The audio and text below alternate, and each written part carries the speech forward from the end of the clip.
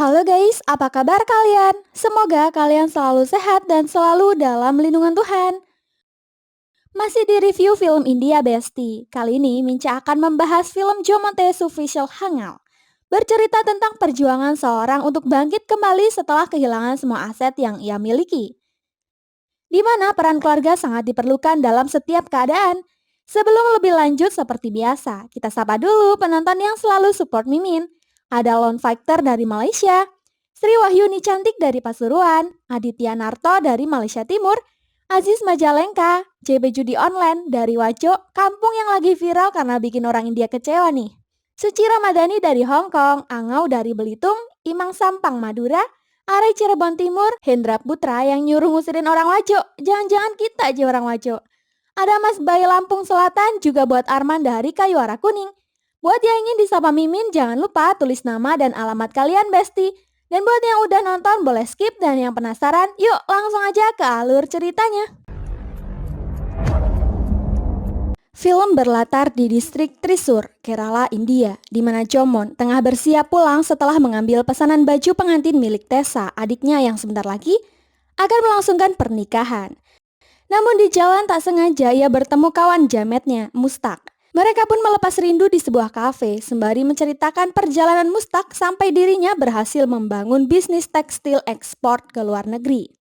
Mustak mengajak Jomon bermitra dengannya, itu akan lebih menguntungkan. Namun meski Jomon anak pengusaha terkenal, ia tak punya modal karena ayahnya sudah kecewa. Jomon tak kunjung menyelesaikan gelar MBA-nya. Diketahui, Jomon merupakan anak ketiga pengusaha kaya bernama Vincent. Bisnis ayahnya bergerak di bidang tekstil, transportasi, dan yang paling besar adalah bisnis konstruksi. Anak pertama Vincent adalah perempuan bernama Lily dan suaminya seorang manajer perusahaan bernama Suraj. Kalau anak kedua Vincent bernama Alfie dan istrinya Jessie. Alfie dan Jessie sama-sama bekerja sebagai dokter di rumah sakit bergengsi milik keluarga Jessie. Alfie juga punya pekerjaan sampingan sebagai kontraktor, namun bukan di bawah naungan ayahnya. Anak bungsu Vincent bernama Tessa, meski ibunya meninggal saat dia bayi, namun dia tidak pernah kekurangan kasih sayang dari ayah dan semua kakak-kakaknya. Vincent memiliki asisten pribadi bernama Rafuni. Rafuni sangat setia karena mereka berdua menjalin persahabatan sejak mereka masih kecil.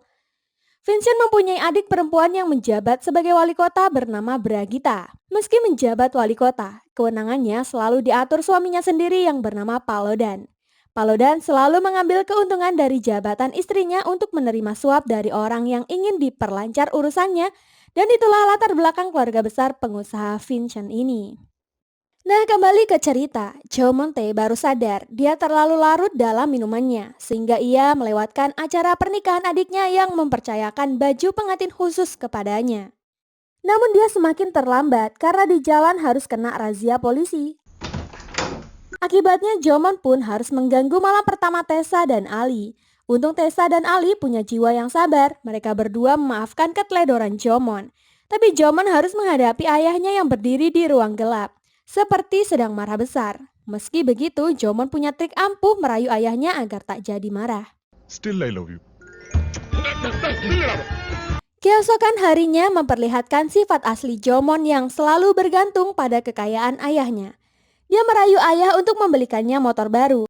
Karena tak mau memberinya uang tunai, Jomon disuruh ke dealer milik temannya agar tagihan motor bisa langsung dikirim ke kantornya saja. Tapi siangnya, Vincent terkejut melihat tagihan motor senilai 370 juta rupiah. Ternyata yang dibeli Jomon adalah Moge, padahal ekspektasi Vincent hanya NMAX atau Vespa aja. Alhasil semua kakaknya pun marah. Jomon sangat konyol, tak pernah mandiri dan selalu bergantung sama uang ayah mereka. Oleh karena itu Jomon pun dihukum menjadi kenek bus yang ayahnya miliki. Bukannya sedih, Jomon justru senang dengan hukuman ini karena dia bisa nempel-nempel sama banyak ciwi-ciwi cantik seperti Mimin. Asik. Hari pertama berjalan dengan lancar, di mana Jomon berhasil menyetor banyak penghasilan.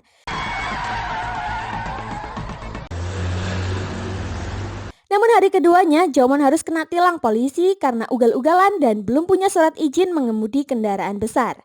Untung Jomon punya bule wali kota, jadi dia bisa lepas urusan dengan kepolisian. Namun dia tetap kena omel-omnya. Bragita pun menyarankan Jomon untuk lebih mendekatkan diri kepada Tuhan agar hidupnya bisa lebih baik. Amin. Ditemani kakak perempuannya, Jomon pun ikut berdoa ke gereja. Selesai doa, Jomon terpesona melihat seorang gadis bernama Catherine. Melihat Jomon yang kasmaran, Kak Lili memberitahu bahwa Catherine adalah anak tunggal dari keluarga Nancy Guruan. Mereka memiliki bisnis yang besar di Dubai. Paman Paludan sangat bersemangat. Jika Jomon benar-benar menikahi Catherine, maka dia sudah tidak perlu bekerja lagi. Hingga keesokan harinya Paman Paludan sengaja memarkirkan mobilnya di belakang mobil Catherine saat Catherine hendak ke salon untuk perawatan. Saat pulang, Jomon menjemput Kak Lili di salon yang sama dan karena mobil Catherine gak bisa keluar, Kak Lili pun berkenan mengantar Catherine ke rumahnya. Melihat Jomon yang kegirangan, Lili pun minta turun di mall dengan alasan membeli popok untuk anaknya sehingga Jomon bisa berduaan dengan Catherine. Catherine memang terlihat canggung, namun dari raut wajahnya, sepertinya dia juga tertarik dengan Jomon. Setelah pertemuan itu, mereka jadi sering bertemu dan semakin akrab, bahkan memiliki hubungan khusus. Di lain sisi, Vincent bersama rekan bisnisnya, Suami, mengecek proyek Puzakal yang hendak dibangun. Suami telah meminjamkan sejumlah uang kepada Vincent demi proyek ini segera dibangun, apalagi 30 flat sudah laku dan Suami merasa yakin bisnis ini akan berjalan besar. Setelah itu, Vincent mengajak Jomon ke toko distro miliknya, karena mulai hari ini, Jomon harus memegang kendali toko dan membuatnya belajar cara berbisnis. Beberapa hari setelah itu adalah ulang tahun Vincent. Perayaan ini 100% disponsori anak-anaknya. Terlihat keluarga mereka sangat harmonis dan hangat. Apalagi Paman Paludan udah gak sabar melihat Jomon menikahi Catherine. Itu akan merubah kepribadian Jomon menjadi lebih bertanggung jawab, serta membuat keluarga mereka semakin kaya raya. Keesokan harinya, Vincent mengajak Rafuni mendatangi toko pakaian untuk berbelanja kemeja di toko yang sudah ia berikan ke anaknya, dengan tujuan agar ini menjadi penyemangat bagi anaknya. Ketika di kasir, Vincent berkata pada Tony untuk mengeluarkan struk bayarannya, tapi Tony menolak dan memberikan baju itu secara cuma-cuma. Karena ternyata beberapa minggu yang lalu Jomon telah menjual toko tersebut kepada Tony dengan harga 40 lak. Vincent shock, dia mendirikan toko ini senilai 70 lak, di mana Tony adalah orang kepercayaannya dari awal usaha, namun nyatanya Tony pun ikut menipunya juga. Sudah jatuh tertimpa tangga pula, itu yang dirasakan Vincent ketika dirinya mendapat laporan kepolisian bahwa tanah yang dibeli untuk proyeknya belum mengantongi surat izin pembangunan dari pemerintah. Artinya dia akan kehilangan seluruh aset kekayaannya karena dia terkena denda, sedangkan uang suami sudah dibelanjakan untuk propertinya. Rafuni mendekati sahabatnya yang tengah bingung di pojokan. Selain harus kehilangan proyeknya, Vincent terancam oleh pinjaman suami, di mana dalam kesepakatan pinjaman itu, tanpa sepengetahuan anak-anaknya, Vincent menjanjikan bunga berlipat juga menjadikan seluruh aset tekstil, transportasi, serta properti lainnya sebagai jaminan. Tak hanya itu, rumah dan mobil pun ia gadaikan atas nama suami dalam perjanjian piutang ini. Rafuni kecewa. Kenapa Vincent tak meminta pendapatnya terlebih dahulu sebelum memutuskan pinjaman besar ini? Tapi apa mau dikata, semuanya sudah terjadi. Keesokan harinya terlihat suami mendatangi Vincent yang sedang diprotes beberapa pembeli proyek Puzakal agar mengembalikan uang DP mereka. Lalu polisi datang untuk membawa Vincent ke kantor. Rafuni menahannya, dia mengakui bahwa semua tanggung jawab proyek Puzakal adalah dirinya. Dia juga memberikan bukti surat kuasa yang diberikan Vincent untuknya. Rafuni rela ditangkap. Vincent harus bebas agar bisa membangun kembali usahanya, karena hanya dengan begitulah mereka semua bisa selamat dari musibah besar ini. Vincent merasa terharu dengan pengorbanan sahabat karibnya ini. Kini seluruh aset telah disita oleh bank dan pihak suami memberi Vincent waktu 1 minggu untuk mengosongkan rumahnya. Anak-anak Vincent sangat kecewa atas kerakusan ayahnya yang telah mengambil keputusan secara sepihak. Itu sama saja menghilangkan warisan yang telah dinanti untuk dibagi kepada mereka. Mereka kecewa dan satu persatu meninggalkan ayahnya. Namun tidak dengan Jomonte. Dia mendatangi ayah yang tengah galau untuk membawanya pergi bersama. Jomon telah menyewa sebuah apartemen untuk ia tempati bersama ayahnya di distrik Tirupur, masih dalam satu wilayah Kerala, India. Setelah ayahnya bangun dari istirahat, Good morning, sir. Good morning. terlihat Mustaq membawa Vincent ke pabrik yang didirikannya. di mana ternyata Jomon Tae diam-diam bermitra dengan Mustak menggunakan uang penjualan moge dan toko baju yang ayah berikan untuknya. Vincent menjadi terharu, dia akhirnya mendapati putranya berubah menjadi pria yang bertanggung jawab. Saking senangnya, Vincent menyempatkan diri membuatkan bekal untuk Jomon bawa ke kantornya. Tak lama Jomon duduk di bangkunya, beberapa tamu mendatangi kantornya. Mereka menagih cicilan yang ditinggalkan Mustak. Hi, sir. నా Sundaram car finance manager sir. Jomon tak menyangka selama ini Mustak hidup sangat hedon. Ia tak memperdulikan laba rugi perusahaan, sehingga hutangnya itu membuat pabrik mereka terpaksa dilelang oleh pihak bank. Dengan penuh emosi, Jomon pun mendatangi Mustak yang sedang asyik bersama ciwi-ciwi di sebuah hotel, lalu menghajarnya.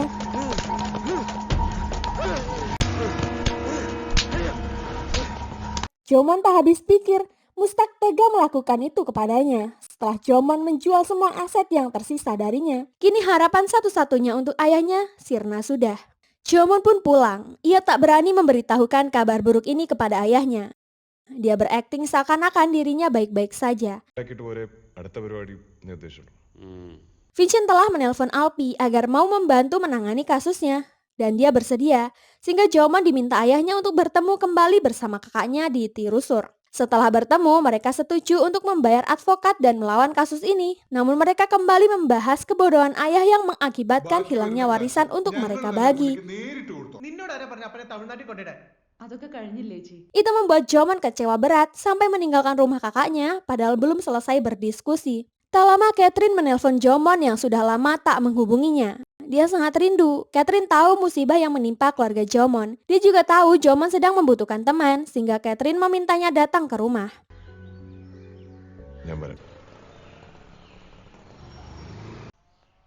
Jomo? Tak lama berbincang, ibu Catherine terlihat tak menyukai Catherine dekat dengan Jomon. Catherine, come here. Semua itu karena Vincent telah bangkrut. Ia tak mau harga diri keluarganya jatuh karena putri semata wayangnya mempunyai hubungan spesial dengan Jomon. Very sorry for that.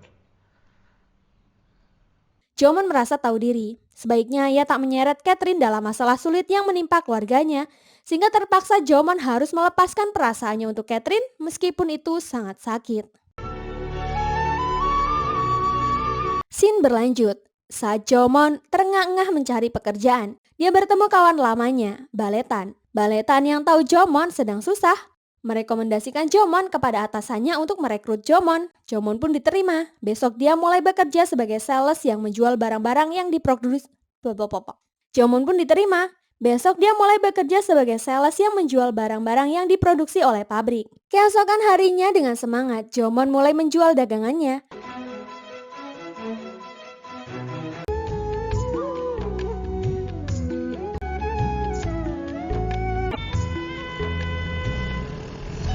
Sempat terbesit di pikirannya mengingat masa jaya yang pernah ia alami.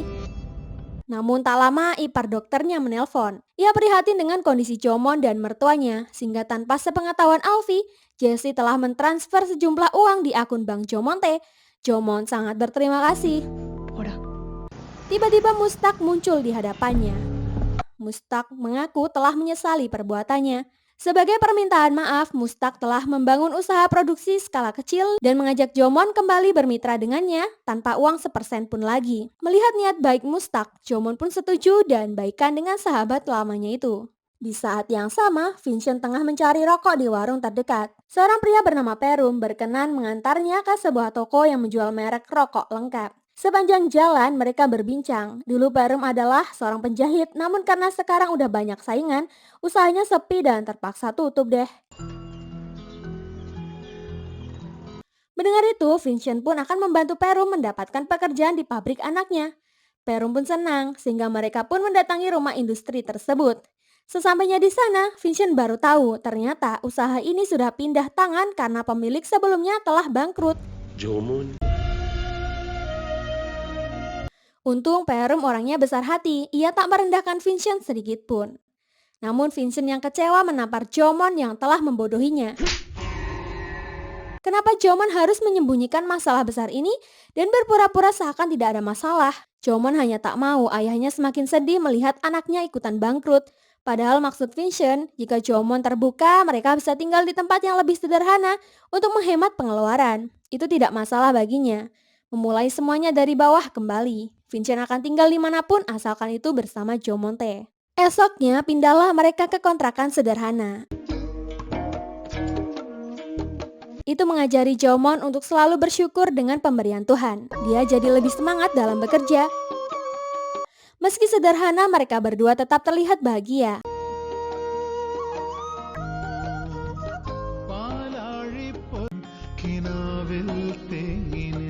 Apalagi kini, Rafuni telah bebas dari masa tahanannya. Setelah menjemput paman Rafuni, Jomonte mendatangi asisten manajer perusahaan manufaktur tekstil bernama Faidehi. Niatnya untuk menjalin kerjasama dengan usaha kecil miliknya dan Mustak yang bernama MNG Garment. Namun karena belum mengirim email pengajuan, Faidehi tak bisa memprosesnya. Jomon sempat meminta sandi wifi untuk mengirim email, namun Faidehi tak bisa memberikan sandi perusahaan untuknya. Sehingga Jomonte pun mendatangi manajer perusahaan dan memanipulasinya agar memberinya sandi wifi. Sir, inge wifi irka? Thank you. Lalu Jomonte pun berhasil membuat email pengajuan. Setelah itu Jomon mendatangi kantor barunya bersama Mustak. Nokkaliya, kandittu vara. Vah. Taleidikilla. Di mana kali ini wewenang keuangan tertinggi akan dipegang Jomonte agar CV mereka bisa berkembang. Saat memeriksa akun mereka, Jomon menyarankan Mustak mengantar pesanan menggunakan bis saja untuk menghemat biaya. Tapi Mustak enggan karena biasanya bus di sini banyak keluhan, mereka bisa terlambat. Karena sudah tak percaya Mustak, Jomonte tak mau memesan pick up untuk mengirim barangnya dan memilih menggunakan bis. Terlihat Faidehi pun memasuki bus yang sama. Di tengah perjalanan, Jomonte terbangun mendapati dirinya sendiri yang belum turun dari bus. Di luar, ternyata bus tak mau melanjutkan perjalanannya karena sopir tengah mabuk. Semua penumpang protes dan kesal. Mereka juga punya keperluan lain yang sama-sama penting. Sehingga Jomonte pun mengambil alih bus dan meninggalkan sopir gila ini.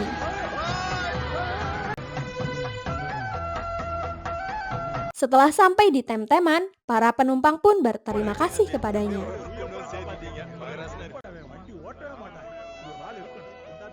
Selanjutnya dia berbelanja di pusat produksi sebuah desa kecil untuk dijual kembali oleh perusahaan yang dirintisnya bersama Mustak.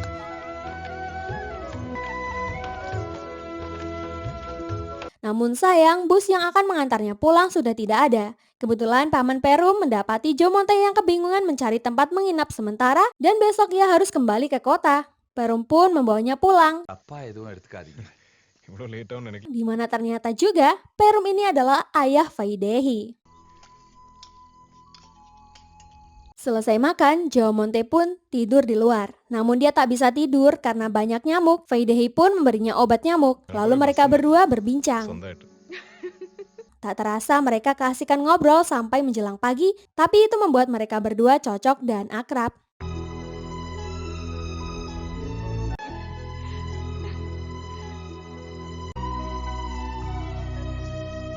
Keesokan harinya, terlihat Perum yang membawa Vincent ikutan bekerja bersamanya di sebuah pabrik garment.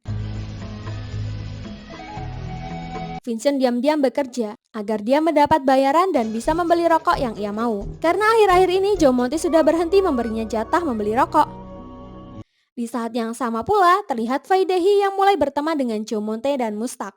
Faidehi mendapat telepon dari toko bangunan yang menagihnya uang pembelian cat yang tak kunjung dilunasi. Faidehi pun meminta waktu sampai dia gajian, namun pihaknya tak mau menunggu lama. Oke, sir. Kebetulan karena Faidehi menerima kerjasama perusahaannya dengan MNG Garment, mereka berdua telah bernadar. Keuntungan pertama akan mereka berikan kepada Faidehi. Faidehi senang walaupun dia terlihat canggung, sehingga Jomonte pun menghiburnya agar slow aja mbak. Berkat uang itu, Faidehi bisa menyelesaikan urusan rumahnya dan membuat acara syukuran. Perum mengundang Vincent ke rumah barunya, begitu pula Faidehi mengundang Jomonte juga. Tapi mereka berdua pura-pura tak saling mengenal sebagai ayah dan anak. Saat di rumah, Jomon mulai curiga dari mana ayahnya mendapatkan uang untuk membeli rokok. Vincent bilang itu stok lama yang baru kelihatan aja. Tapi keesokan harinya, saat Jomon mendatangi rumah produksi untuk mengambil pesanan customernya, tiba-tiba dia mendapati Vincent sedang menikmati pekerjaan barunya. Jomon yang kecewa tak segan menyeretnya keluar. Dari sini, Perum tahu kalau Jomonte adalah anak Vincent. Namun alasan Vincent bekerja hanya untuk memenuhi kebutuhan pribadinya membeli rokok dan tidak mau merepotkan anaknya. Lalu malamnya, Jomon pulang membawa satu pak rokok merek impor favorit ayahnya. Vincent sangat bahagia, tapi saat itu Jomon mengungkap alasan kenapa dirinya melarang ayah merokok, karena Jomon ingin hidup lebih lama dengan sang ayah. Mendengar ungkapan itu, Vincent membuang rokok itu. Ia juga ingin hidup lebih lama dengan Jomon, sehingga Vincent berjanji akan meninggalkan kebiasaan buruknya ini demi putra tercintanya. Lanjut cerita, Faidehi mendapat tugas khusus dari manajernya untuk mengawal klien Prancis yang rempong ini. Hi, madam. Karena sulit dimengerti, Faidehi pun meminta bantuan Jomonte untuk membantunya menangani si bule ini.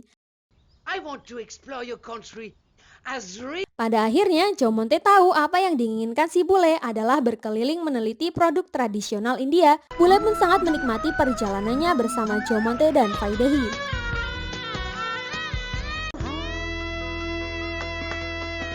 Karena puas dengan pelayanan mereka, bule Prancis ini ingin bekerja sama dengan MNG Jerman mengekspor produk ke Prancis.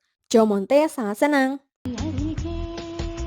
Di sisi lain, dia sadar kerjasama ini memerlukan modal ratusan juta sehingga ia sempat mengurungkan niatnya dan putus asa. Namun dia mendapat petunjuk dalam mimpinya untuk segera mendatangi rumah produksi di desa kecil kemarin sekaligus meminta bantuan mereka untuk bekerja sama. Ia pun mengumpulkan seluruh pekerja dan memberitahukan rencana baiknya itu. Ia ingin para pengrajut kain tradisional mau menyetorkan hasilnya kepadanya. Ia akan membayar mereka dengan layak dan lebih mahal dari perusahaan lain. Namun, dia perlu waktu untuk membayarnya setelah perusahaan mencapai laba, yakni setelah mengirim rajutan mereka ke Prancis. Satu persatu pengrajin tersebut mengangkat tangannya, artinya semua telah setuju. Mereka hanya membutuhkan waktu seminggu untuk Jomonte memproduksi tekstil yang berlipat ganda.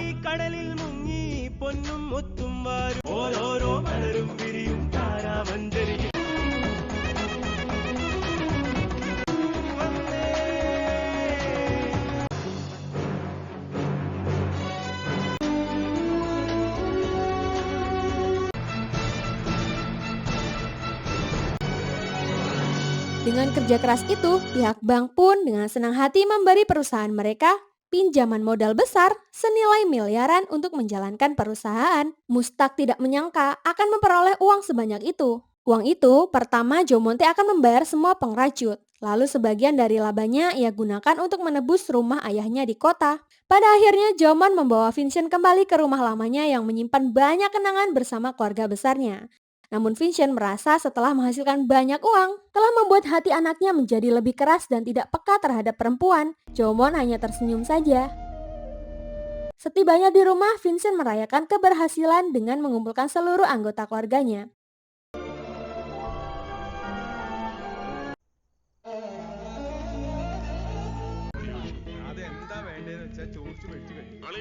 Ia mengumumkan rasa bangganya terhadap kerja keras Jomon mengembalikan aset sejarah keluarga mereka, di mana pada akhirnya semua properti mereka telah kembali, termasuk tanah untuk pembangunan proyek Puzakal seluas 25 hektar itu.